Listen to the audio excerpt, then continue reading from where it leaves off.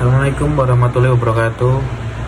Saya Tegar Kayo, serta tertanam dengan NIM B302482.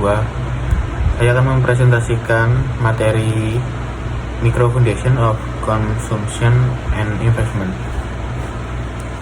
Pada bab ini, kita mempelajari dasar-dasar perilaku konsumsi dan investasi. Untuk konsumsi, kita membahas sejumlah teori utama mulai dari Keynes, Modigliani, Friedman, Hall hingga Lipson.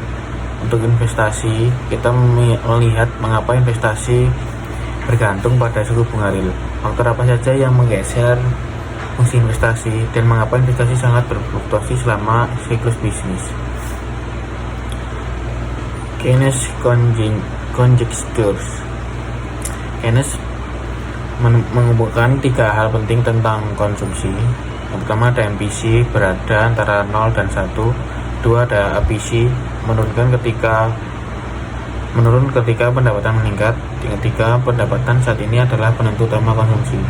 Secara grafik, konsumsi meningkat ketika pendapatan naik, tetapi tidak sebesar kenaikan pendapatan sehingga APC jatuh.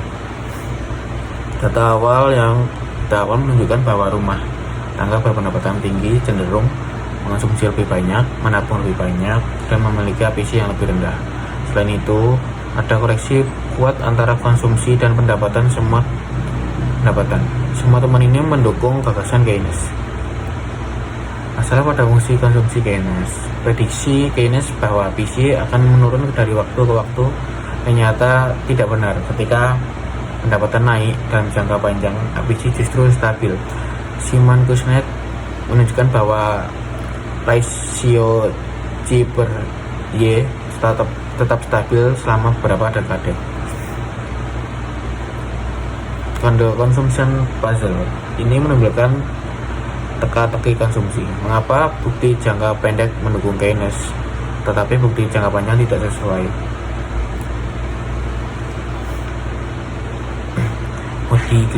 Modigliani menyatakan bahwa pendapatan berubah sesuai tahap hidup seseorang. Konsumen menggunakan tabungan dan pinjaman untuk menjaga konsumsi tetap stabil sepanjang hidup.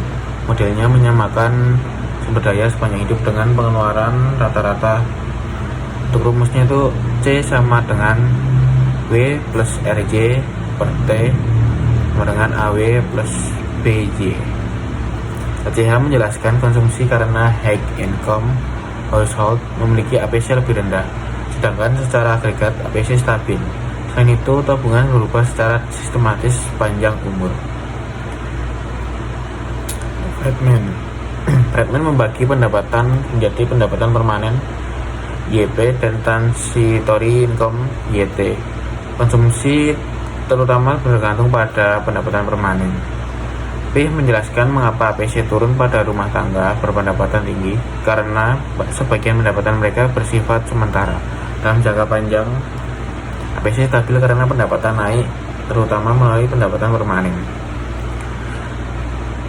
Hal menggabungkan PIH dengan ekspektasi rasional. Ia menyimpulkan bahwa perubahan konsumsi seharusnya tidak dapat diprediksi. Hanya kejutan tak terduga pada pendapatan permanen yang mengubah konsumsi. Jika informasi sudah diperkirakan sebelumnya, konsumsi tidak berubah. Lipson menambahkan aspek psikologis. Ia menjelaskan bahwa banyak orang tidak menabung cukup karena adanya ketertarikan terhadap kesenangan instan. Konsumen tahu mereka seharusnya menabung, tapi preferensi waktu tidak konsisten sehingga konsumsi jangka pendek lebih dominan. Kesimpulan bagian konsumsi dipengaruhi oleh pendapatan saat ini, pendapatan masa depan, kekayaan, suku bunga, batasan pinjaman, dan faktor psikologi. Para ekonom berbeda pendapat mengenai faktor mana yang lebih penting. Selanjutnya, konsep investasi atau teori investasi. Apa itu investasi? Investasi adalah pengeluaran untuk barang modal yang bertujuan meningkatkan kapasitas produksi di masa depan. Ada 3 jenis, yaitu business fixed investment, residential investment, dan inventory investment.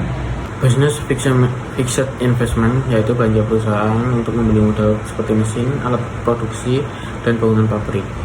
Yang kedua, residential investment yaitu pembelian rumah baru baik oleh pemilik maupun penyewa. Ketiga, inventory investment, yaitu perubahan nilai persediaan seperti barang jadi, bahan baku, barang dalam proses. Model neoklasik menjelaskan bahwa investasi bergantung pada MPK, suku bunga, dan aturan pajak. Perusahaan berproduksi menyewa modal dan dari perusahaan penyewa atau rental firms. Perusahaan penyewa membeli modal baru jika keuntungan dari menyewakan modal lebih besar dari biaya modal. Pasar penyewaan kapital. Dalam pasar modal, perusahaan akan menyewa modal sehingga MPK sama dengan R per P atau rental price. Faktor yang menaikkan rental price antara lain modal menurun, tenaga kerja meningkat, teknologi meningkat. Biaya modal terdiri dari bunga dikali harga modal, depresiasi, dan perubahan harga modal. Perusahaan investasi. Perusahaan akan berinvestasi jika keuntungan bersih atau profit rate positif. Jika profit rate negatif, perusahaan mengurangi modal atau tidak mengganti modal yang haus. Fungsi investasi. Investasi ini bersifat negatif terhadap suku bunga real. Ketika R naik, biaya modal meningkat sehingga profit rate turun dan investasi menurun. Sebaliknya, jika MPK naik atau harga modal turun, fungsi investasi bergeser ke kanan. Pajak dan investasi. Kebijakan pajak utama yang mempengaruhi investasi adalah pertama ada corporate income tax, yang kedua ada investment tax credits atau ITC. Pajak perusahaan dapat menurunkan insentif investasi, sedangkan ITC meningkatkan profit rate dan mendorong investasi. Tobin Q adalah rasio nilai pasar modal terhadap biaya penggantian modal. Jika Q lebih besar dari 1, perusahaan menambah modal. Jika Q lebih kecil dari 1, perusahaan tidak mengganti modal.